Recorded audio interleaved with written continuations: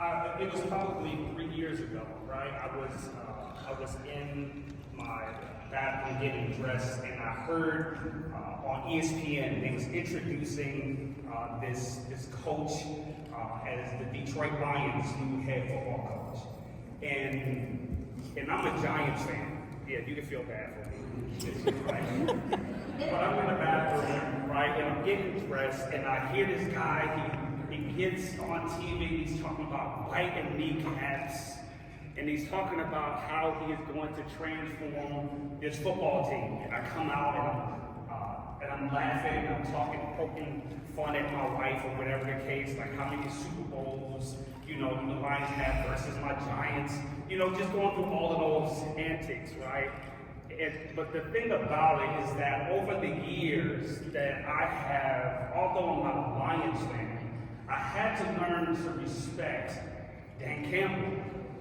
Because one of the things that I realized, like even yesterday I started searching the internet, the things that he was saying throughout the years is that he kept telling his players, like, if you just believe me, if you just trust me, right? Because the people that was in that room, it was just like, man, it's the same old lines. I don't care what you have, they take a loss. No matter how many wins they had, people always say same old Lions. But Dan Campbell behind the scenes was building something, and he's like, listen, if you just trust me, if you just believe me, if you will keep the noise out of our locker room, I promise you I'll take you somewhere. And it was funny last night that there were still people that was like, man, we the same old Lions. When they went for the two-point conversion a few weeks ago, people were saying, same old Lions. But Dan Campbell knew what it took to be a winner. He said, listen, I'm building something.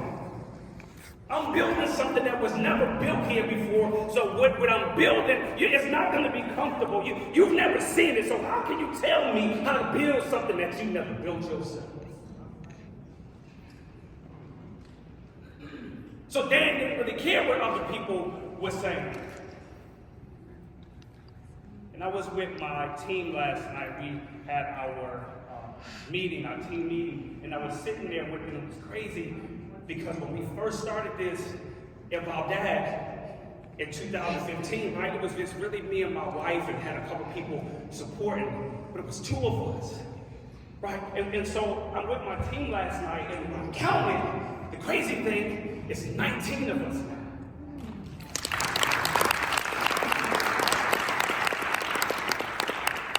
And this was the thing, and I'm sitting there, I'm like, man, and I had to pause, and I told myself, listen, I know we got to get to the meeting, but this was the thing. I said, listen, you guys was on my vision board.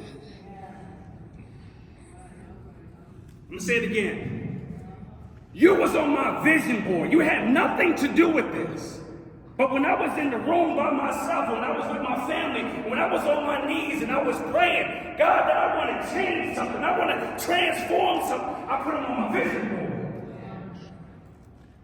I said, you just a manifestation of my vision board. You didn't know when I was sitting there on my porch, waiting for my father to come. Because now I want to build this relationship. And I wait for him to come, and he's pulling up in his vehicle, right? He's pulling up in his vehicle. And I'm being recruited, right? I need to show you. So I'm sitting on my porch, and I'm waiting on my dad to come. And I got all of these football letters in my hand because my father was a football fanatic, and I'm getting recruited. And I'm sitting on the porch, and I'm just waiting for him to come. And he finally pulled up, man, and he had this bomb. It took about 3 days to pull up. It was so long, right? Not 3 days. So he finally get out of the vehicle. And he walked up the steps. And I'm like, hey. And I give him the letters. Right? Give him the letter. And I was like, look, he looked at it and said, what is this? And I said, it's some letters that are being recruited. And I showed it to him. I gave it to him. He looked at it. He looked at me. He gave it back, and he was like, you too small. I feel bad for him. But he did. He gave me the letter back, and he was like, you too small. How many people told you that you're too small? Might not have been your stature, but how many people told you that you was too small? So yes, he told me that I was too small, and he didn't know what he was fueling behind that. He didn't know that that was the catalyst of why I do what I do when it comes to serving these men. Why? Because that little boy at that moment needed to be wrapped in his father's arms. He needed to know who he was. And so I said, you know what? Yeah, I'm going to impact these children. But my unique way, I'm going to do it through fatherhood engagement. Why? Because these dads need to know the power of their voice. They need to know the power of their touch.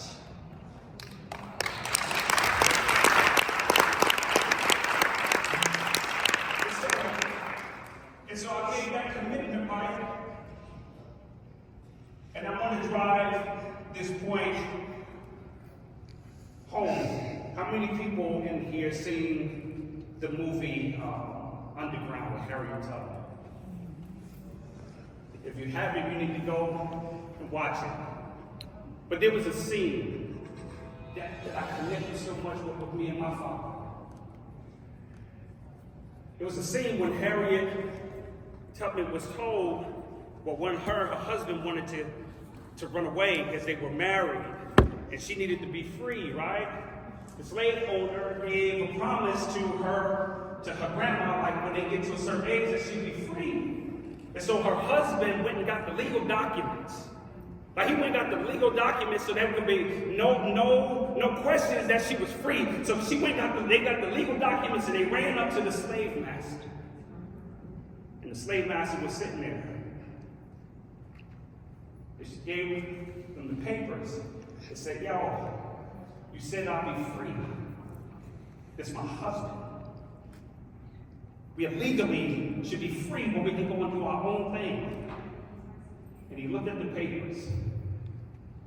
And he looked at her and looked at the papers and looked at her. And if you've seen the movie, you've seen what he did. At that moment, my man ripped those papers up. Ripped them up. And sent them away. Crushed them. But this is what I look at that. The same way my father told me I was too small. What if my man would have never ripped up those papers? Would Harriet be Harriet? Would Harriet be Harriet? Would you be you? If you wouldn't have gone what you went through, the things that you did when nobody was around, when life ripped up the papers in front of you, when it wanted to destroy you. So we're talking about being big brothers and big sisters. There's these kids out there, you don't know their story. Somebody ripped up their papers. Somebody told them that they don't have any good.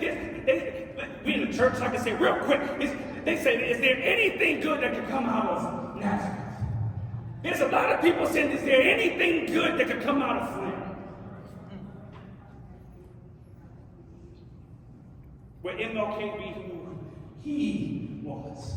Will we be in this room today if he didn't go through what he went through of adversity and refused to relent, refused to give in, refused to quit because of what they were saying, same old lines? I just charge you that there's little ones. There's little ones out there just saying, somebody don't believe in me, but will you believe in me? Will you believe in me? Will you give up yourself? Will you give up just 5 minutes? Will you give up an hour? Will you give up a day? Will you come and find me? Because I still don't know who my daddy is. I still don't know who my... Will you come and find me? If Lee Minor, y'all don't know him. This is a Jewish man who lived in New York City who doesn't need for anything. He's wealthy, he's rich, he's living his best life. But Lee Minor gave Sean Hart an opportunity. My mama didn't know what she was doing. She just said, you know what, my son needs help. I wasn't a bad kid, but she knew that she could only take me so far. And so Lee was the first one that took me on a college trip. Lee was the first one to take me to a 5-star restaurant.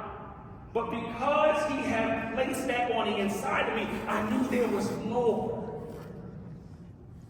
And I said to Lee, Lee, man, you worked and helped this one individual.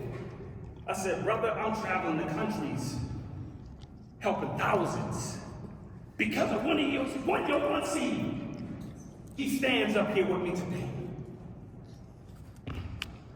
Because of what he did in 1990, in the 1990s, he's standing here with me today.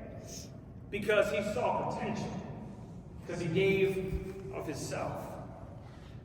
And so my question to you is, will you give of yourself? Thank you.